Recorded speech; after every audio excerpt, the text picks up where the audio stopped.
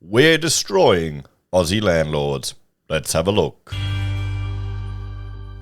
Hello everyone, Florian here, and welcome to another episode of HeiseSays. Grab your stein of cheap instant coffee, and let's talk about the unsung heroes or the villains in every article in Australia.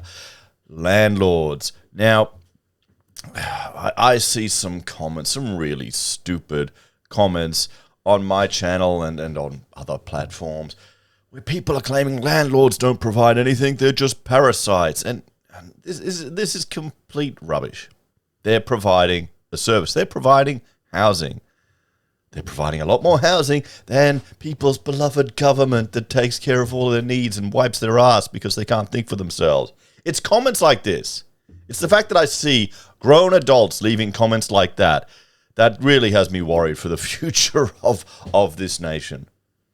If you get more and more dumb people with voting power, that's the danger of democracy, guys. And I think we're heading that way. I blame our education system. No, actually, no, I don't. I blame social media because it's spreading stupidity like a virus, and we're seeing it manifest. Hopefully, America and the recent election result is a sign that this is turning around. People are seeing through the bullshit. So, there's a lot of landlord hate. It's just the good old class divide, and people hate landlords. But, guys, everyone, realize this is just another small business. I was talking to one of my neighbors, because I know they've paid off their house years ago, and it's skyrocketed in value in our area. And I'm going, have you done the Aussie thing? Buy one investment property and another and negative gear it. And they go, no. We just put it all in the share market, put it in ETFs, exchange-traded funds. That's before people are claiming I'm a evil landlord. That's my preferred way of investing because I don't want to deal with the bullshit with being a landlord because it isn't all fun and games. It's not all fun and games. The liquidity is a pain. It takes ages to get in and out. You've got to maintain it. We're renting now, and I'm being a bastard well, not being a bastard. I'm informing the landlord of all of the issues that they need to rectify on the property because that's just reality. Probably because I'm in a position if they, kick us out, I'll just go somewhere else. Anyway, so let's have a look at a few things first about this landlord hate that we have here in Australia, because this is a problem. This is another small business that is at risk of being destroyed or disincentivized so much in Australia that we're going to wind up with some, rather concerning situations. Now, I want to bring up this article here, everyone. This is just from the Property Tribune, and this is a bit of an older article. It's from last year, but it's still relevant. Victorian investors flee amid harsh regulations, leaving the rental market worse for wear. Now, we've discussed this before in the past. This is all of the, we all know Victoria. We all know how well their economy did during the lockdowns and the pandemic. And, they cancelled the bloody Olympics and they can't build tunnels efficiently. So people are leaving. And, landlords are getting out. They've got land tax changes, all of these other things that just make it harder and harder to run a business, which is what being a landlord is. It is a business. You're providing a service. And we'll see, it's not, for many Australians, it's not a big business. Not like in some other examples we're going to look at. It's a small business. They may only have a couple of properties. Sure, there's some people that have hundreds, and good on them.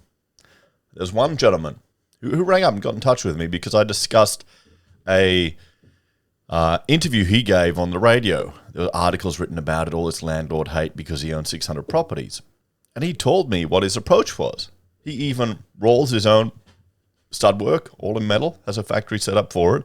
He buys blocks, puts 4-bedders on there, or 3-bedders as a duplex, builds them himself, and aims to get families in because they're stable, they're reliable, and they're going to keep paying the rent. And he just does that. And he's just built up a whole portfolio of properties over the time. He's providing a service. He's providing housing for people. But that's not how young and dumb Aussies see it. They're all angry and jealous, and they think, how can people achieve that?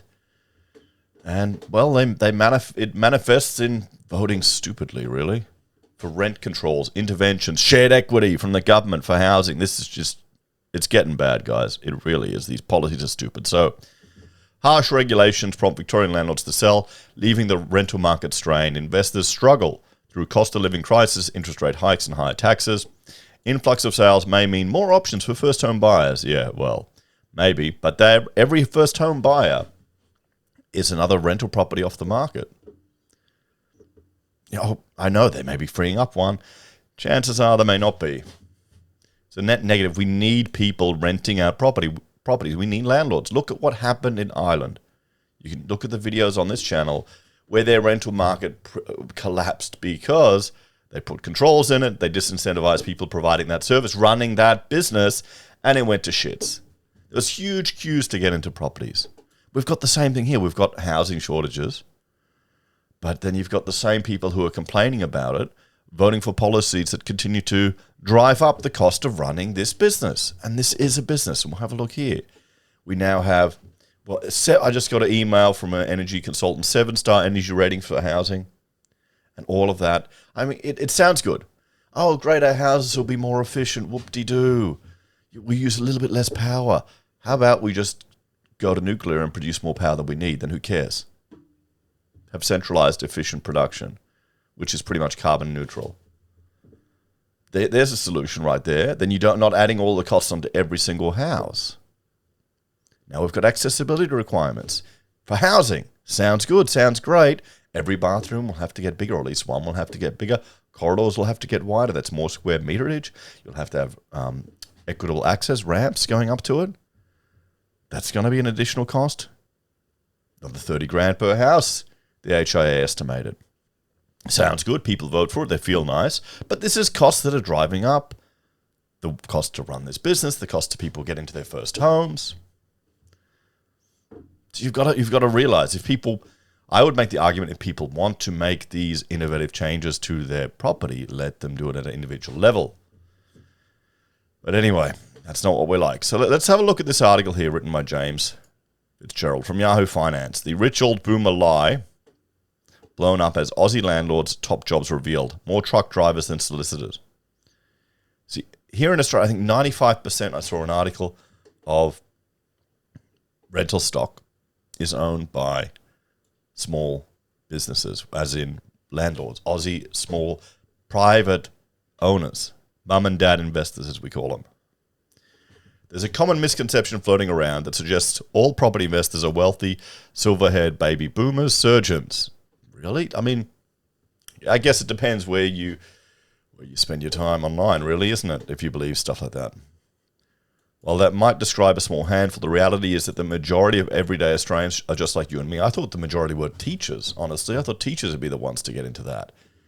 It'd be all... I remember, and here's more story time, someone was complaining about story time on the channel. Guys, it's called HeiseSays. You're going to get story time all the bloody time. Just wait till I pull out the dad jokes. I was working for the Architectural Practice Academy. This is next to the Department of Public Works, and I'd go over there and talk to all the staff working there, the other architects at the department. And one of them said he did development on the side, and he was saying the banks love him because he's got a government job, which is pretty much locked in. So he'll build his own housing developments on the side while working for the government. There you go. So that's where I thought, okay, that's the trick of this. That's why he's putting up with all the bullshit there. The Australian Tax Office puts out data every couple of years that gives us a snapshot of Australia's 2.3 million property investors. You might be curious what kind of jobs they have. It's an interesting mix. It's probably doesn't come to a shock as that CEOs and general managers top the list. I wonder how many are politicians. Are there not enough politicians to rank there? But did you know that nurses come in at number 3? I'm not surprised. I mean, can you blame people are doing this to reduce their tax bills?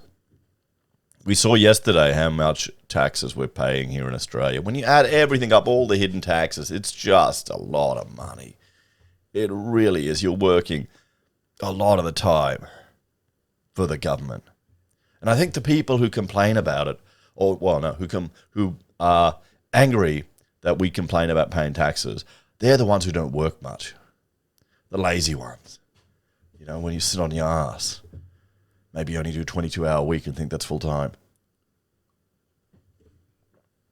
So, we also see teachers, admin assistants, sales assistants, police officers, and office clerks all making up the top 20%. Or top 20, sorry. Perhaps it's not surprising that accountants rank in the top 5, but here's a fun fact. There are more truck drivers own real estate than solicitors. Okay, so let's have a look here.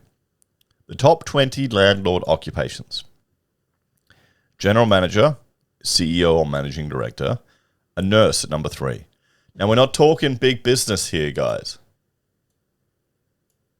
Accountant, office manager, sales or advertising manager, an admin assistant. What's an admin assistant? Like a secretary? Is that what they're called now?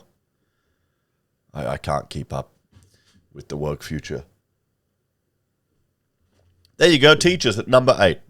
There you go. I knew they'd be right up there. I mean, because you've got a stable, secure income. You're never going to lose your job. There's always going to be demand for teachers. And you're going to need to find a way to put a dent in that $150,000 a year tax bill. Or tax bill. $150,000 a year income that you're earning and the huge amount of tax that you'll be paying. Project administrator? Is that a project? Yeah, project admin. Project manager? Is that what an administrator is? I'm assuming. IT programmer? Number 10, they've dropped down. A Sparky at 11. Where are architects on this list?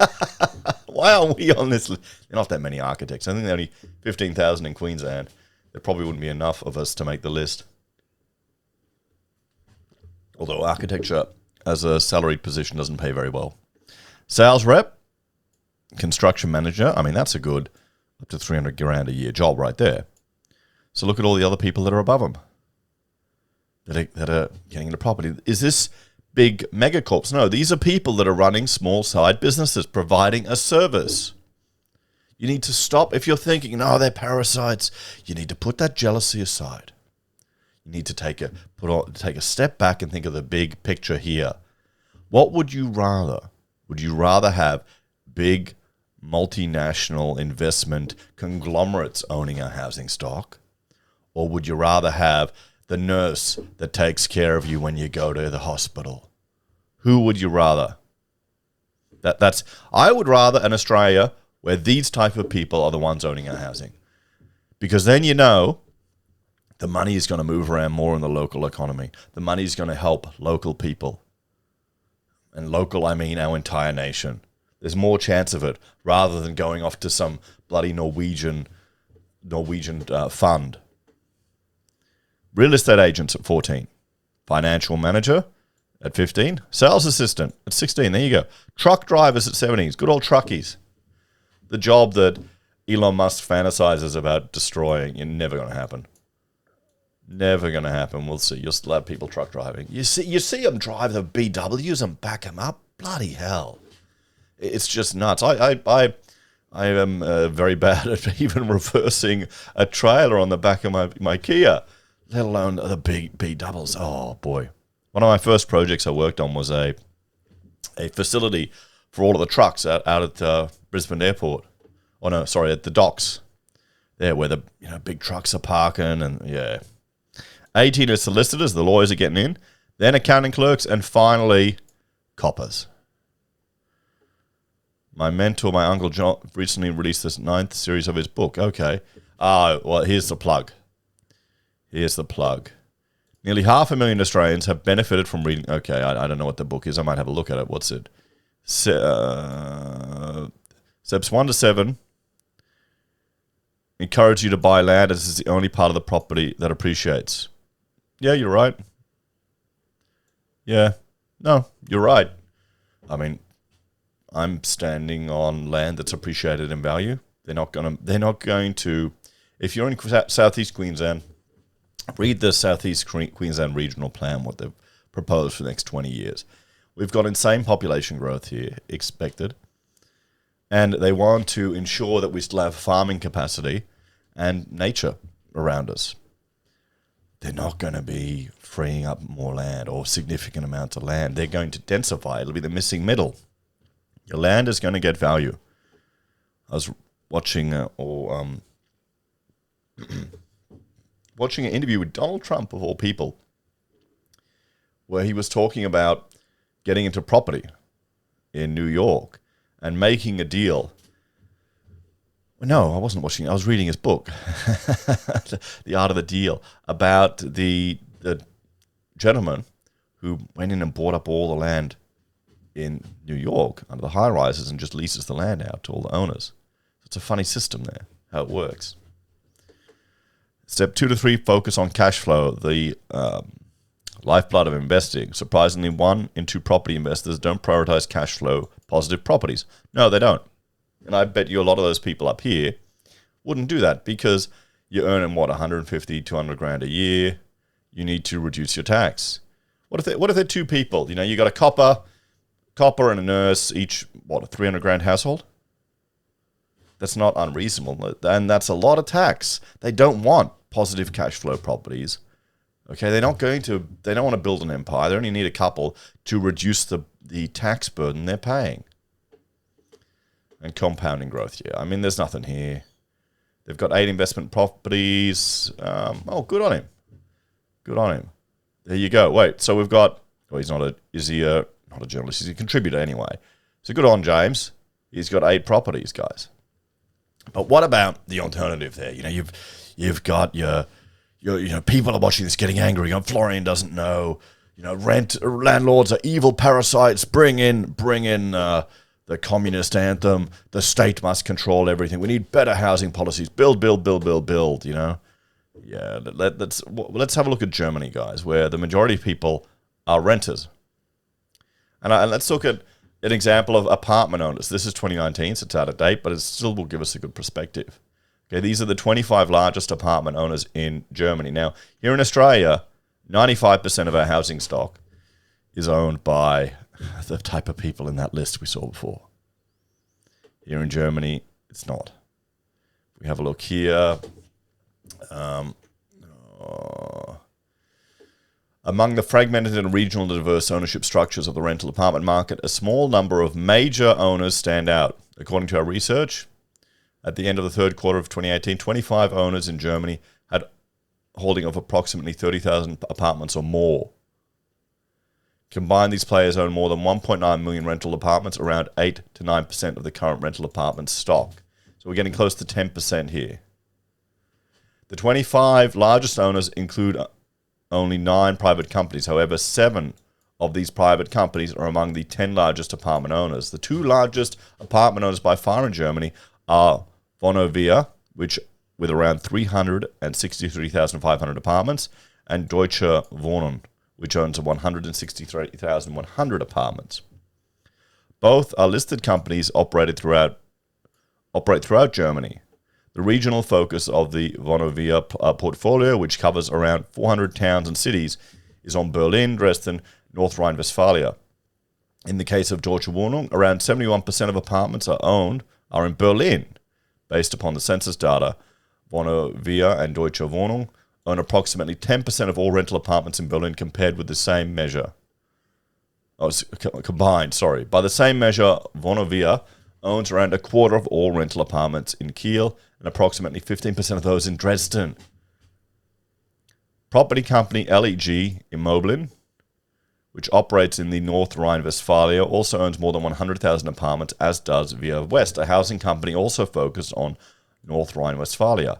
US investor BlackRock and Norwegian sovereign wealth fund, I know everyone loves BlackRock, guys, are among the largest investors in Vonovia, Deutsche Wohnung, and LEG Immobilien. Meanwhile, Via West is backed by RAG Stiftung, RAAG, and Industrie Wirtschaft Bergbau. Remember, German is my first spoken language as a child, but I'm bloody Australian, guys, so I'm not very good at reading German.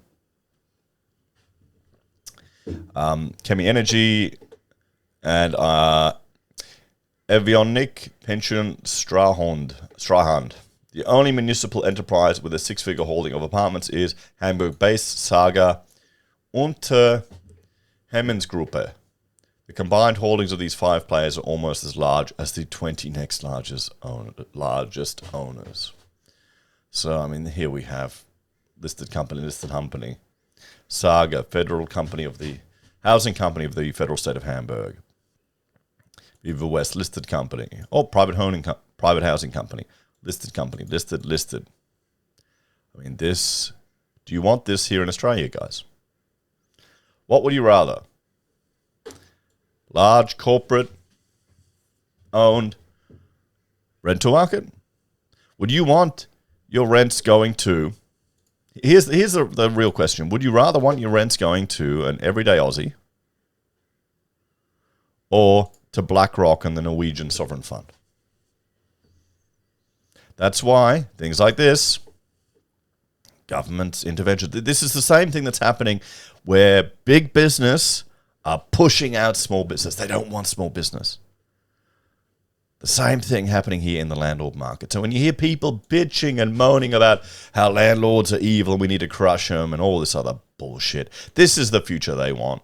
They want their rental money going to a large multinational corporate that doesn't give a shit about them. There's no chance of them ever contributing to the local economy, rather than mum and dad, your local IT programmer or office manager or real estate agent. Let's have a chat about this one, guys. Here's the thing. We need to, I would advocate we want government to step back to make it easier for people to provide these services to us. But the more and more, the greater the difficulty, the more interventions, the more rules, the more hoops you need to jump through, they put on these small business owners, which are what landlords are. Well, you're just making a huge part of the wealth of our nation ripe for the pickings of multinationals, large corporates, and super funds. What would you rather? Individuals reaping the benefits of our country, or us all subservient to these large corps? Are you a corpo or not? That's what it comes down to. Sadly, I think we've got, with a young voting base, where they're headed, they're going to lead us down a path of, being corpo simps. Anyway, guys, let me know your take on this one and what you reckon is going to happen. As always, take care. Have a great day. I'll see you next time. Bye for now.